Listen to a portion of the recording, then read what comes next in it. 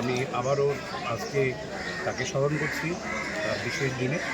আমি শুধু এটার মধ্যে যে আল্লাহ তাকে বেশি বেশি করুন এবং আমাদের মাধ্যমে উনি নেই, এটা অনেক সময় ভাবতে আমরা খারাপ লাগে। বিকজ একটা ভ্যাকিউম তো সৃষ্টি হয়েছে, তো যেটা হয়তো বা কখনোই পূরণ হবে না। আমি বিশ্বাস করি আসলে কখনোই কারো জায়গা পূরণ হয়। তো মান্না সাহেবের জায়গাটাও কেউ পূরণ করতে পারেনি, আর অদূর ভবিষ্যতেও আমার মনে হয় না কেউ পূরণ করতে পারবে। আমাদের সময় বা ফিল্মের হিরোদের মধ্যে সবচেয়ে ভালো সম্পর্ক ছিল আমার মান্না সাহেবের সাথে। তো সেই হিসেবে আমাদের রোজেও এক ধরনের বন্ধুত্ব ছিল, একে অপরের প্রতি যে শ্রদ্ধাবোধ ভালোবাসা ছিল, সেটা পরবর্তীতে আসলে পরবর্তী প্রজন্মের থেকে আমরা কেন যেন মনে যে সেইটা আমাদের কাছে বা একটু ধোঁয়াশা লেগেছে। মানে সেই ধরনের সম্পর্কটা আমি খুব একটা দেখেছি বলে মনে পড়ে না। বাট আমি বলবো যে মান্না সাহেবের যে আজকে জন্মদিন, সেই উপলক্ষে আমরা তার আত্মার মাত্রা কামনা করছি। উনি আমাদের মাঝে নিয়ে তাকে বিশ্লেষণ করুন। আর মান্না সাহেব সম্বন্ধে আমি আগে বলেছি, আবারও বলবো যে আনডাউটলি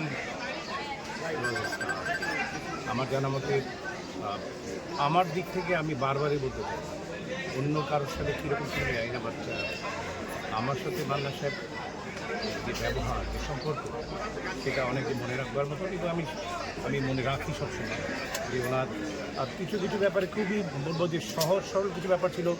কোনো একটি ব্যাপারে হয়তো উনি বুঝতে পারছেন না, বিশেষ করে অ্যাকশন দৃশ্যের কথা বলতে উনি অকপটে সহজ সরল স্বীকারোক্তির মতো এবার ভাই এটা এইরকম না করে এইরকম করে কি ভালো হবে, আমি বলতাম রাইট রাইট ভাই, আমরা এইভাবে না করে আমি এইভাবে করি।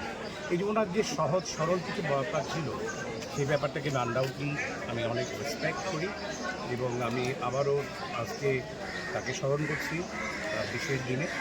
আমি শুধু এটার মধ্যে যে আল্লাহ তাকে বেশি বেশি করুন এবং আমাদের মাধ্যমে উনি নেই, এটা অনেক সময় ভাবতে আমরা খারাপ লাগে। বিকজ একটা ভ্যাকিউম তো সৃষ্টি হয়েছে, তো যেটা হয়তো বা কখনোই পূরণ হবে না। আমি বিশ্বাস করি আসলে কখনোই কারো জায়গা পূরণ হয়।